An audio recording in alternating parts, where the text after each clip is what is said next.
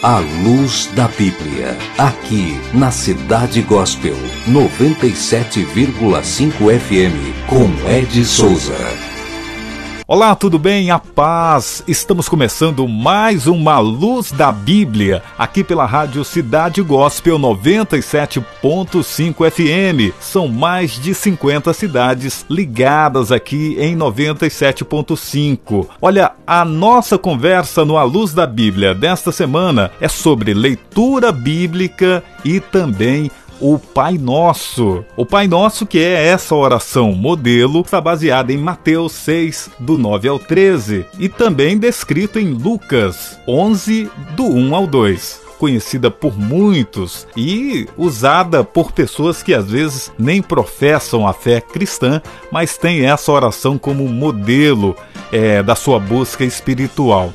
E para falar sobre essa poderosa oração, que é muito mais do que apenas repetição diária, nós convidamos um grande estudioso da Bíblia Sagrada, tem muito conhecimento acerca das Escrituras, ele que já leu praticamente todas as versões mais recentes que se conhece no mercado de Bíblia, mais de uma vez, e é uma pessoa super habilitada para estar conversando conosco sobre essa oração tão poderosa que é o Pai Nosso. Recebemos então com muito prazer o pastor Manuel Rodrigues Lima, ele que dirigia a igreja no sul de Minas e recentemente retornou a Campinas e nos dá a honra de estar aqui no programa A Luz da Bíblia. Seja bem-vindo, pastor Manuel.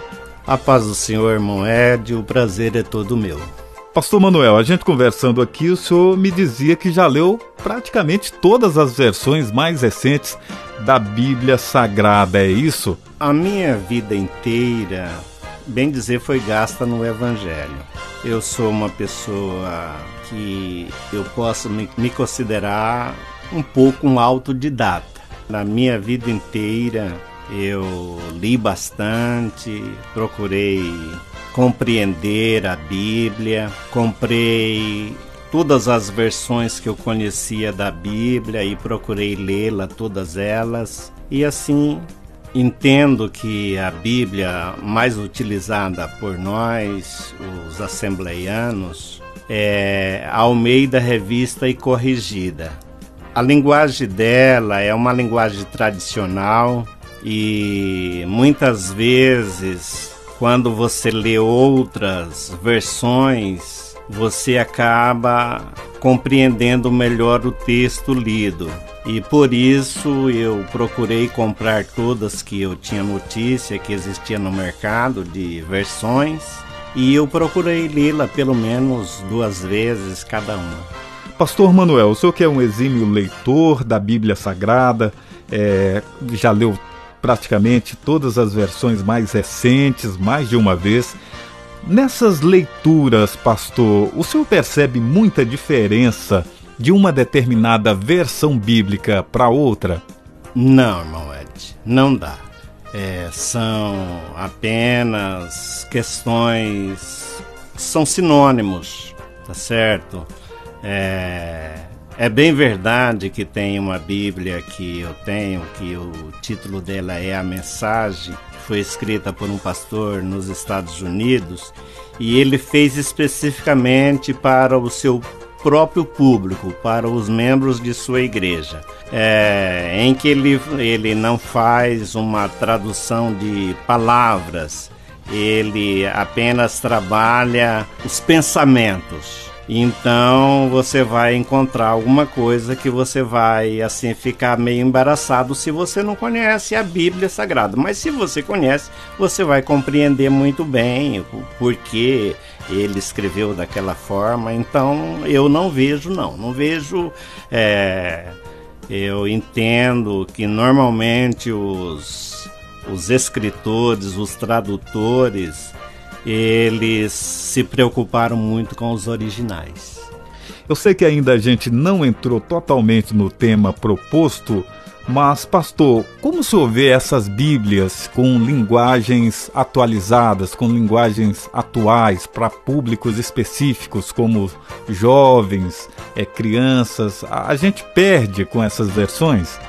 Eu entendo que no púlpito a nossa linguagem tradicional ela deve ser a mais utilizada. Porém, no individual, um jovem ele tem mais facilidade de ler uma Bíblia, por exemplo, a linguagem de hoje, nova versão internacional, essas novas versões que têm uma linguagem popular voltada especificamente para o público jovem. Nós estamos aqui no programa A Luz da Bíblia, da Rádio Cidade Gospel 97.5 FM, recebendo o pastor Manuel Rodrigues. Pastor Manuel, o que de fato é a oração Pai Nosso e em que contexto ela foi feita? Olha, irmão Ed, esta oração ela foi feita em resposta a um pedido dos discípulos.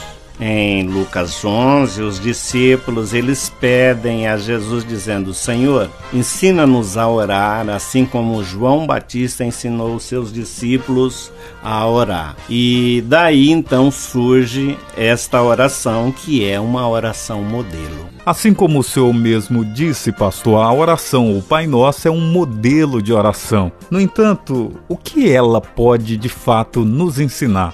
Muita coisa. A oração do Pai Nosso, ela é muito profunda. Nós gastaríamos muito tempo falando dela de forma detalhada. O que eu entendo aí, uma das maiores importâncias é o relacionamento entre Deus e o ser humano. O povo judeu, eles honravam a Deus, eles respeitavam, reverenciavam, e o seu respeito era tal que até o nome Jeová que temos hoje, ele se perdeu na história, porque eles tinham uma preocupação, porque era o nome mais sagrado, um nome inefável de Deus, e era, bem dizer, um nome impronunciável. E este nome ele se perdeu na história.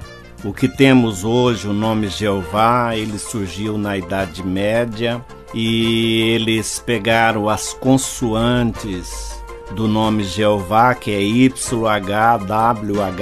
e eles somaram vogais do nome Adonai e do nome Elohim, e daí surgiu o nome que temos hoje, o nome Jeová. Porém, alguns comentaristas, eles entendem que o certo seria Yahvé ou Javé na nossa língua.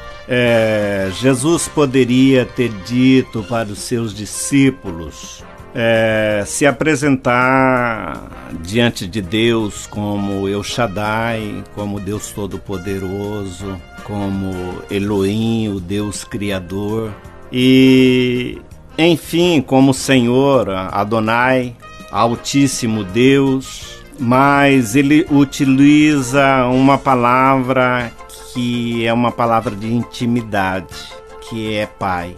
Com isso, eu entendo que a pergunta dos discípulos e o pedido para ensiná-los a orar, eles percebiam esta intimidade de Jesus nas suas orações. Quando Jesus orava ao Pai, eles percebiam que o Pai estava ali, juntinho, pertinho de Jesus. Eles percebiam essa intimidade. E era isso que eles queriam, porque o povo judeu é um povo de oração. Eles oram numa média 3 vezes ao dia. O livro de Salmos, que é o livro de cântico dos judeus, o irmão pode observar que os salmos, na maioria deles, são orações. Então, o povo judeu é um povo de oração.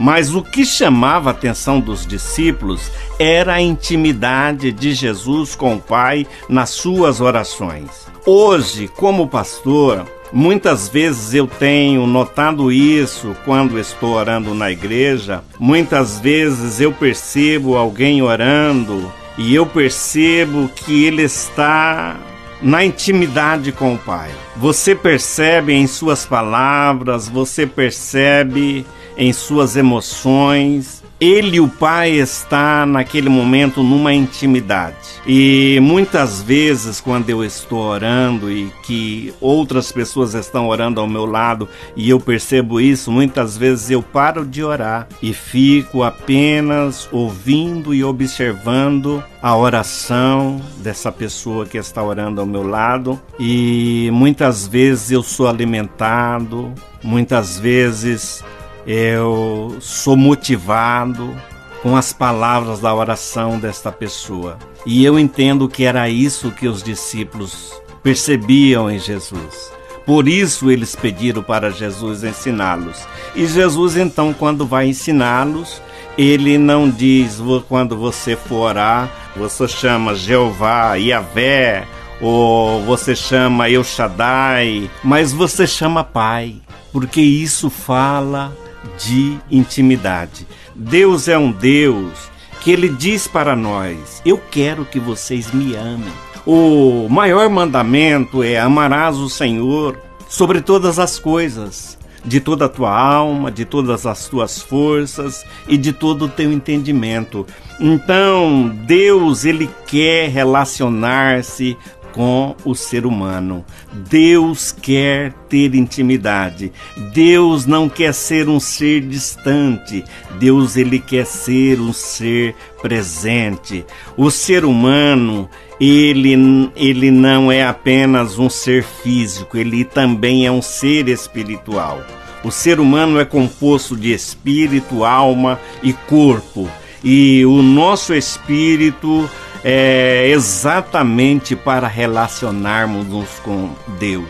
E foi isso que Jesus quis mostrar para os seus discípulos quando diz: quando vocês forem orar, vocês digam Pai Nosso. Estamos recebendo esta semana no programa A Luz da Bíblia o pastor Manuel Rodrigues Lima, falando sobre leitura bíblica e sobre também a oração do Pai Nosso. Estamos interpretando, conversando com o pastor Manuel sobre essa importante oração, que é uma oração modelo feita, ensinada por Jesus aos discípulos, que está descrito em Mateus, no capítulo 6, 9 ao 13, e também lá em Lucas 11, do 1 ao 2. Pastor Manuel, a tradição nos ensinou a repetição diária ou com frequente do Pai Nosso, assim como ele foi feito lá por Jesus. O Pai Nosso, repetidamente ou cotidianamente repetido da forma que está descrito na Bíblia, pastor,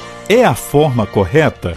Irmão Ed, a questão da repetição, nós precisamos tomar muito cuidado em não permitir que ela perca o seu valor, ela perca a sua essência.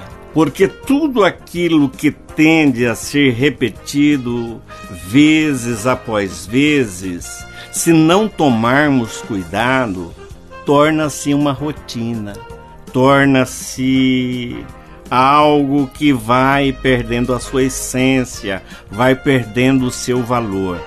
E, na verdade, a oração do Pai Nosso, ela é muito profunda, ela traz lições muito ricas para as nossas vidas espirituais.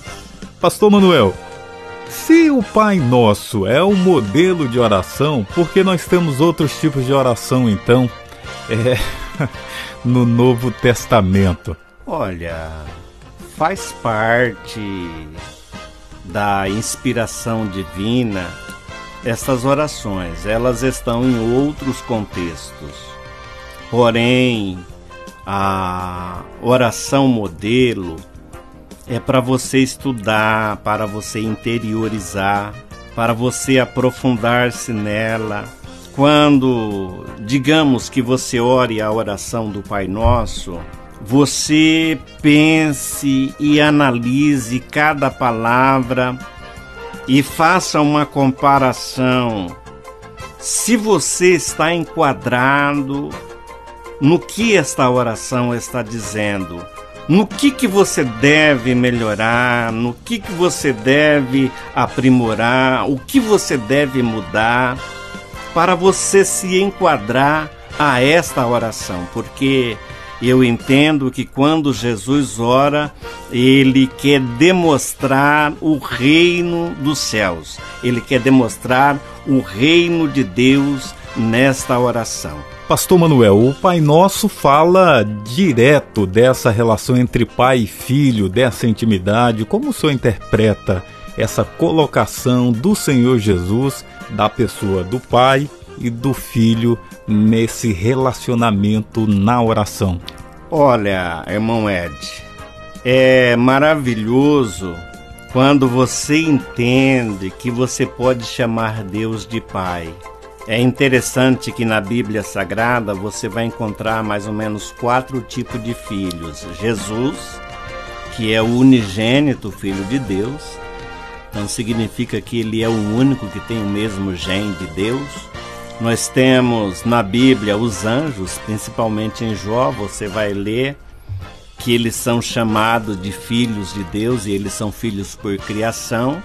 Os judeus, os israelitas, eles são chamados de filhos por eleição, e a Igreja de Cristo, eles são chamados de filhos por adoção.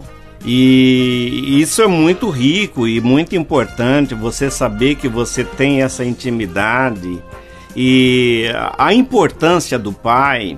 Poderíamos comparar neste momento ao presidente Jair Messias Bolsonaro. Se nós, neste momento, procurássemos ter acesso a ele, não teríamos condições, não teríamos acesso. Mas e o seu filho? O seu filho tem sempre acesso a ele. Então, poderemos comparar então nós com Deus. Se somos filhos, então temos acesso. E Deus, ele é onipotente, onipresente, onisciente. Então Deus pode atender a todos no mesmo instante e de uma forma toda especial. O salmista Davi entendia isso quando no Salmo 23 ele diz: o Senhor é o meu pastor. Ele não diz nosso pastor, ele diz o meu pastor. Então o que ele entendia, que o cuidado de Deus para com ele era tão especial como se ele fosse uma única ovelha na terra.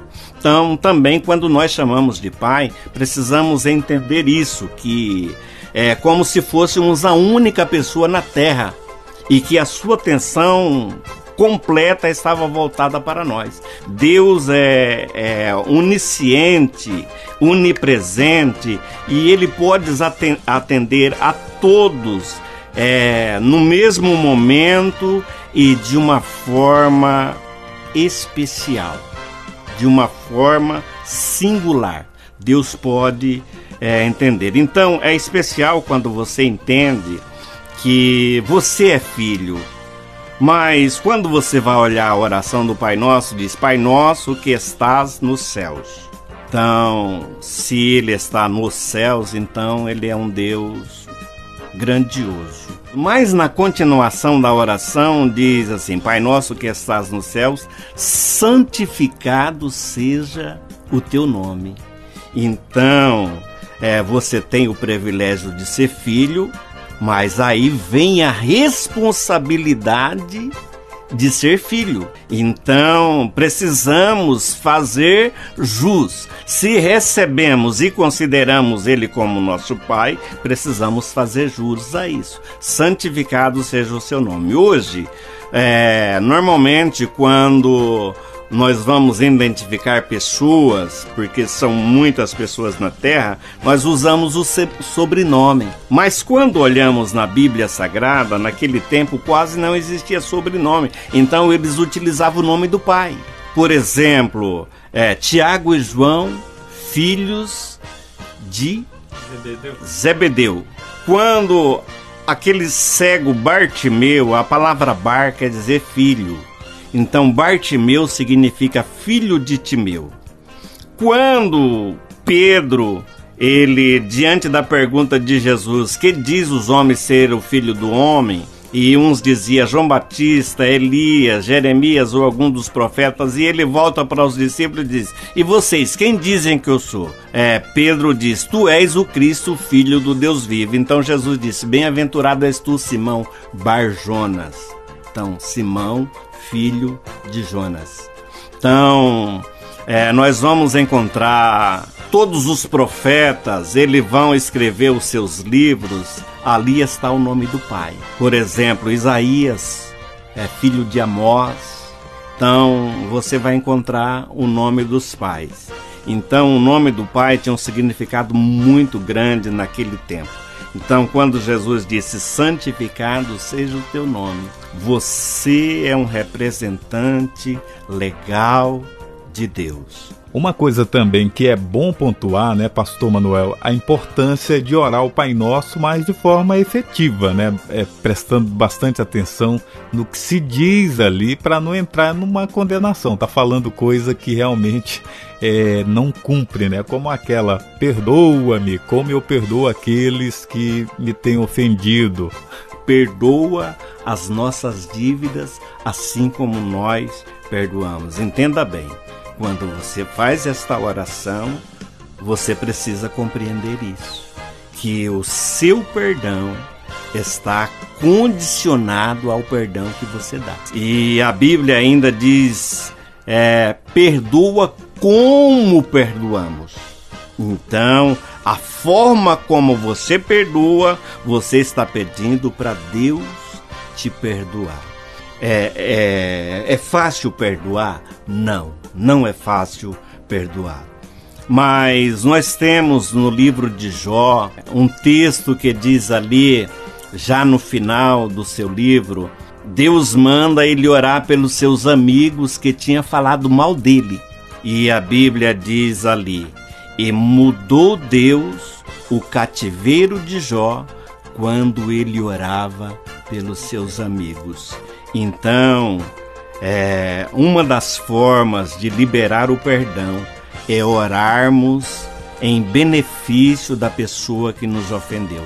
Então, quanto mais você ora, mais graça você recebe de Deus para você liberar completamente o perdão. Então, se você é uma pessoa que não consegue perdoar, então comece a pedir a Deus em benefício da pessoa que te ofendeu. E você vai ver que a graça de Deus ela é suficiente, ela é abundante para fazer com que você libere completamente o perdão. Quando você perceber que essa oração que você está fazendo para aquele que te ofendeu, ela está sendo uma oração verdadeira e que de fato você está querendo que a pessoa seja abençoada, então você vai perceber que então o perdão está sendo liberado do seu coração. Porque, se não me falha a memória, foi Shakespeare que disse que a mágoa é quando você toma veneno e quer que seu inimigo morra. Pastor Manuel, ainda sobre o perdão, tem aquela parábola que Jesus nos mostrou, né, do credor incompassivo, né, que está lá em Mateus 18, 21 ao 35. Essa parábola, intitulada nas nossas Bíblias, o título está como O Credor Incompassivo. Então, ali a Bíblia disse que ele devia 10.000 talentos. Um talento, 6.000 dracmas. 10.000 talentos, 60 milhões de dracmas, ou 60 milhões de dias de serviço. E o seu companheiro devia para ele 100 denários. 100 denários, que seria o equivalente a 360 gramas de prata. O rei perdoou toda aquela dívida porque ele não podia pagar. E quando ele encontra o seu companheiro que devia 100 denários, ele encerra na prisão, ele sufoca e não perdoa a dívida. E então os seus companheiros, vendo aquilo, ficaram tristes e voltaram e contaram para o rei o que ele tinha feito. O rei chama de volta e encerra ele na prisão. Então esta parábola, ela usa uma figura de linguagem para demonstrar os nossos pecados diante de Deus. Então quem deve 10.000 talentos somos nós. Nós que devemos 10.000 talentos. E a dívida dos nossos companheiros para conosco é comparada na Bíblia a 100 denários. Então, 100 denários daria 100 dias de serviço. 100 dias de serviço. Então, é a dívida do nosso companheiro para conosco. Por mais que tenha nos ofendido, o que nós fizemos para com Deus é muito maior. É muito maior. Então, por isso,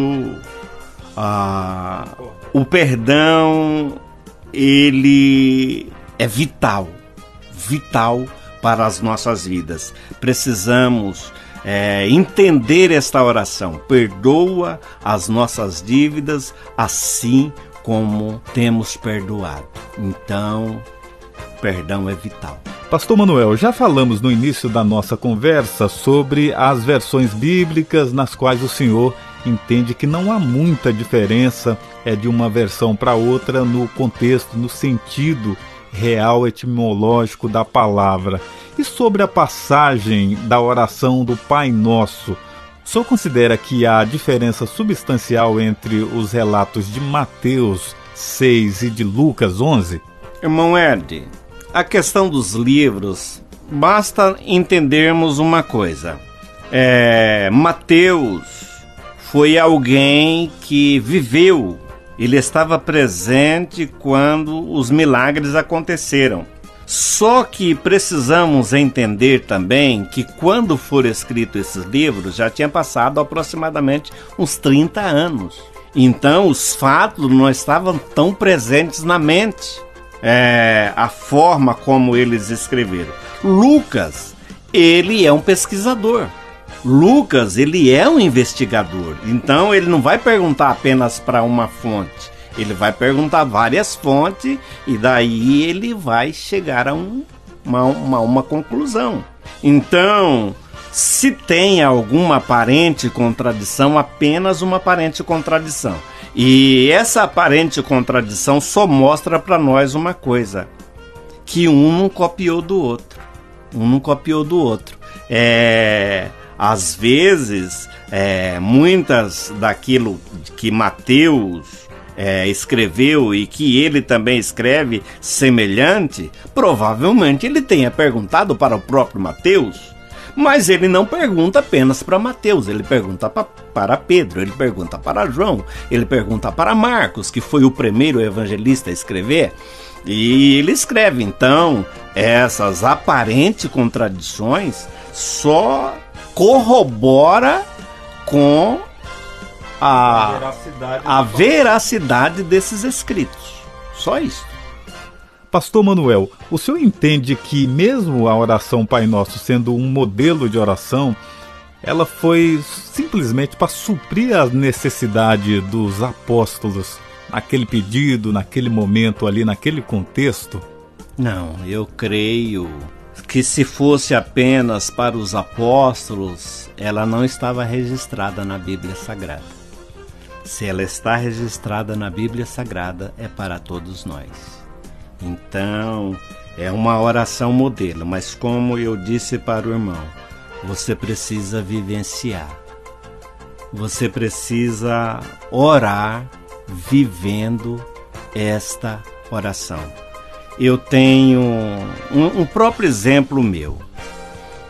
Teve uma época na minha vida que eu estava tendo uma tentação muito grande dentro de mim e parecia que era maior do que as minhas forças. E eu então orei a Deus e chorei. E lembrei-me que alguém um dia tinha dito que a oração do Pai Nosso era poderosa. Até então eu não tinha parado para analisar a oração. Foi quando eu orei, mas eu orei pensando em cada palavra, parando para pensar em cada palavra. Foi quando eu cheguei aonde perdoa as nossas dívidas, e daí eu fui fazer uma análise na minha vida. Se eu tinha mágoa de alguém, se eu tinha ressentimento em meu coração. E por incrível que pareça, encontrei 3 pessoas que eu tinha ressentimento. E naquele dia, entre lágrimas, eu disse: Deus, eu perdoo. Eu perdoo essas pessoas. E o resultado foi que eu dormi e quando acordei a tentação havia passado. Não estava mais lá. Foi então que eu parei e eu comecei a me debruçar diante desta oração, estudando ela. Pastor Manuel, está dando a entender então que liberar o perdão é essencial, né? E a oração do Pai Nosso nos ensina isso. E é triste ver cristãos que não conseguem liberar perdão, Pastor Manuel. Irmão Ed, o perdão é uma doação. Perdão é doação. Perdoar. Então, o perdão é uma doação. Muitas vezes é o que eu disse para o irmão, liberar este perdão não é fácil, mas não tem outra alternativa.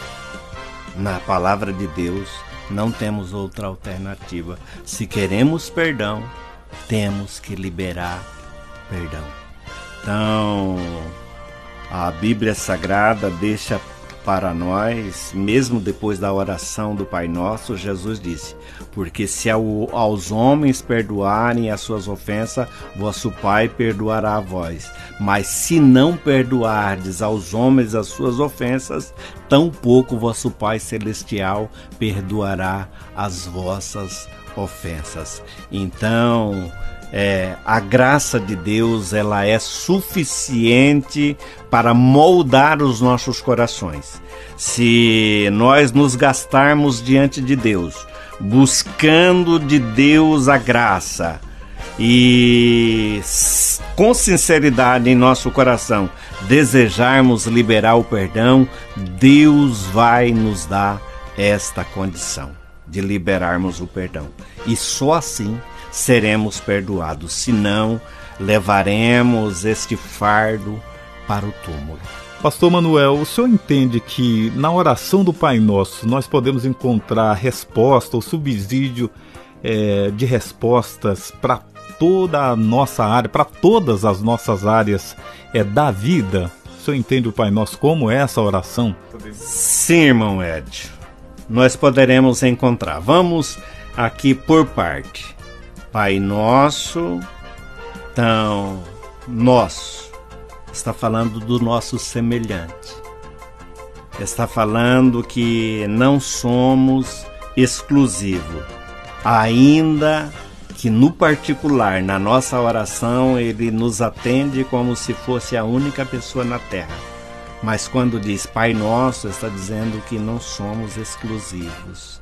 Temos os nossos irmãos.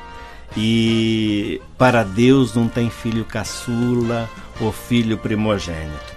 O apóstolo Pedro, no capítulo 10 de Atos dos Apóstolos, na casa de Cornélio, ele vai dizer: vejo que Deus não faz acepção de pessoas. Então Deus não faz acepção. Pai Nosso, então todos diante dele são iguais. Então precisamos tratar os nossos irmãos com amor, com dedicação. E que estás nos céus, ou seja, Ele é um ser elevado. Ele é Senhor, Ele governa, Ele está sobre todas as coisas. Santificado seja o seu nome, ou seja, a nossa postura, ela vai glorificar a Deus ou vai desonrá-lo diante das pessoas. Santificado seja o nome, venha a nós o teu reino, venha a nós o teu reino. Então você está dizendo para Deus: Deus reina sobre a minha vida. E olha que a sequência vai dizer: e seja feita a tua vontade, tanto na terra como no céu.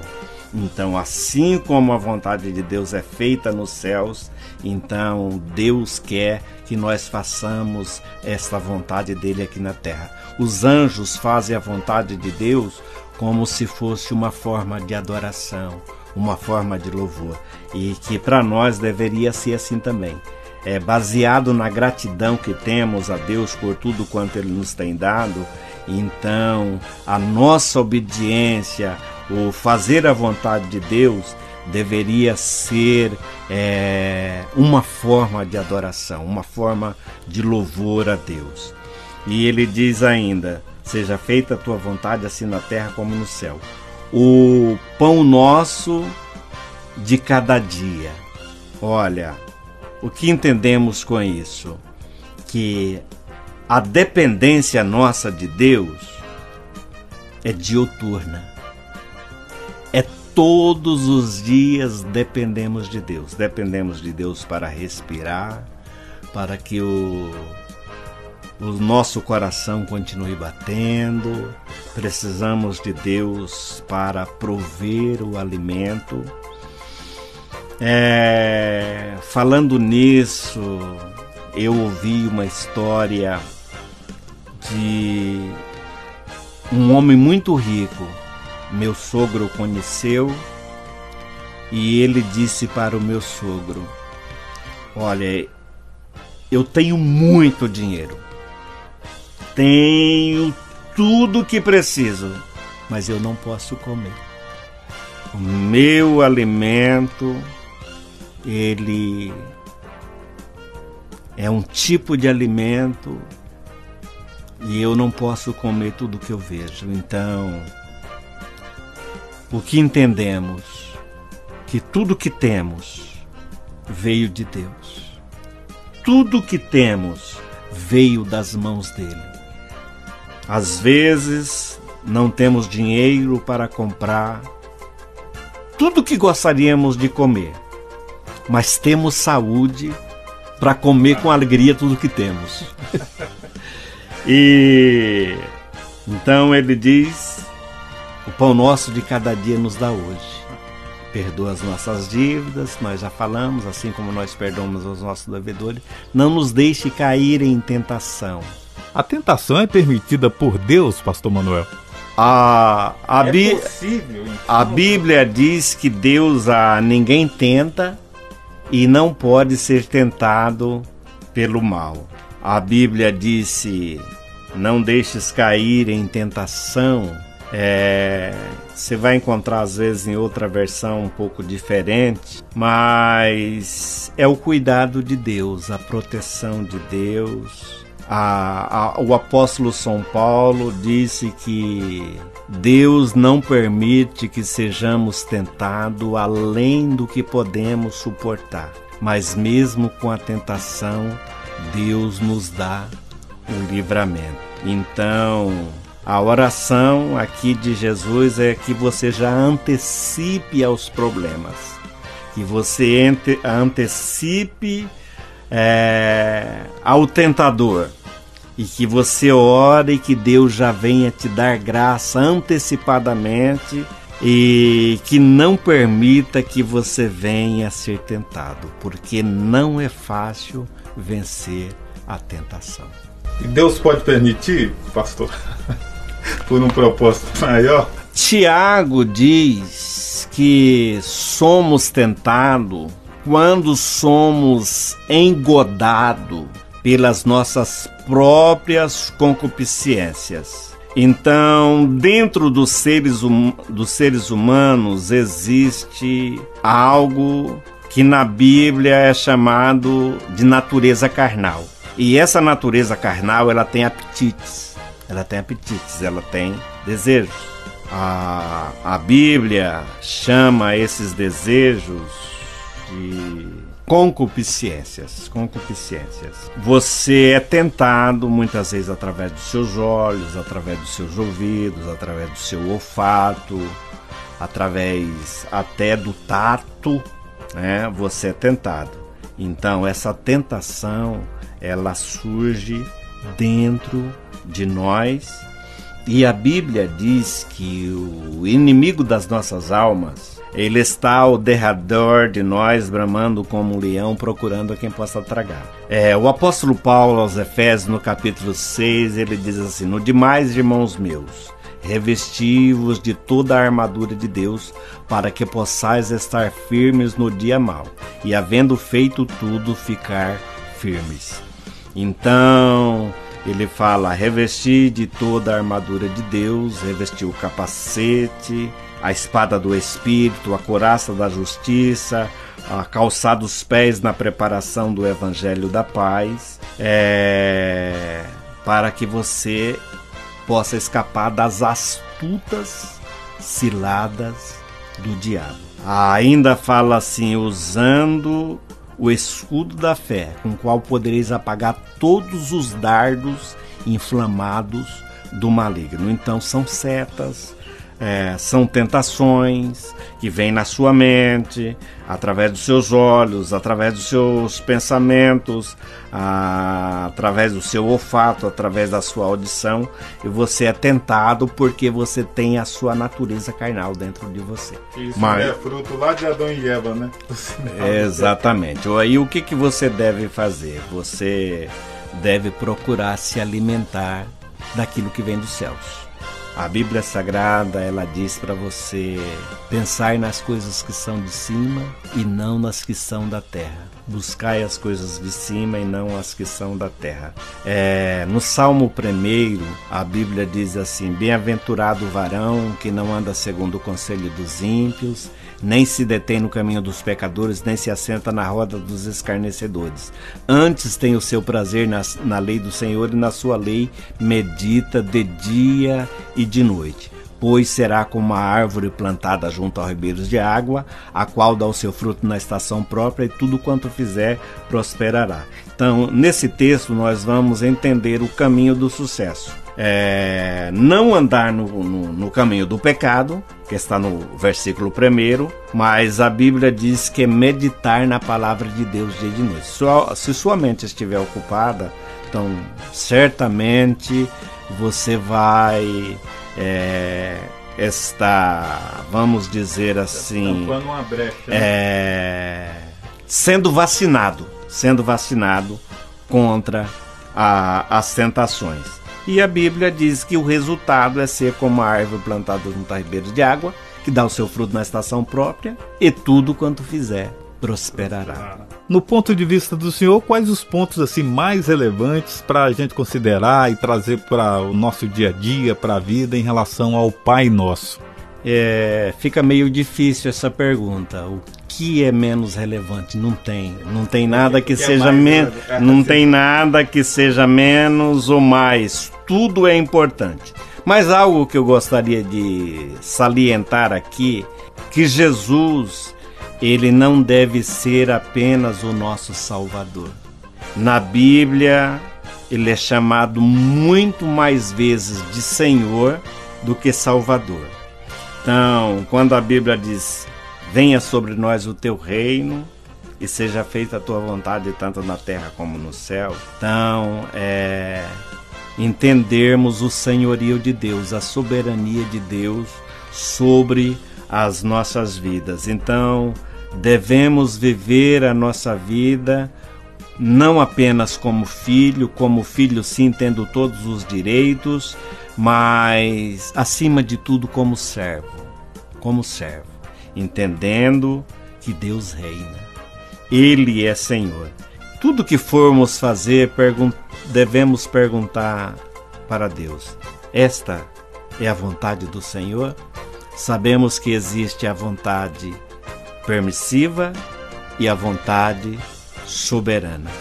A vontade permissiva é aquela do filho teimoso que fica insistindo para um pai: pai, eu quero, tá bom, então vai, já que você quer, vai. E a soberana é aquela: pai, o que o senhor acha disso? Não, filho, eu acho que isso não deve. Tá bom, pai, muito obrigado. Muito bom. Pastor Manuel, que lição! Foi rico demais esse nosso bate-papo. Sua experiência no assunto da interpretação da Bíblia, da leitura bíblica, nos ensinou, mesmo sabendo que o senhor é bem comedido, não gosta de se expor, mas é importante que o senhor passe esse conhecimento para outras pessoas que estão necessitando. E a gente vai trazer o senhor outras vezes para a gente estar conversando de outros assuntos, explorando ainda mais essa fonte de conhecimento que o senhor tem através desse dom de Deus, de leitura e interpretação da Bíblia. Isso é muito bom. Muito obrigado por o senhor estar aqui em 97.5 FM no programa A Luz da Bíblia. Muito obrigado, irmão Ed. Estou agradecido por essa oportunidade. Entendo que diante das minhas limitações, talvez eu não tenha podido atender a contento ao seu pedido, mas peço a Deus que de alguma forma eu possa ser útil aos seus ouvintes. Quando Jesus está no barco, não importa o tamanho das ondas. 97,5 Cidade Gospel. A luz da Bíblia, aqui na Cidade Gospel, 97,5 FM, com Ed Souza.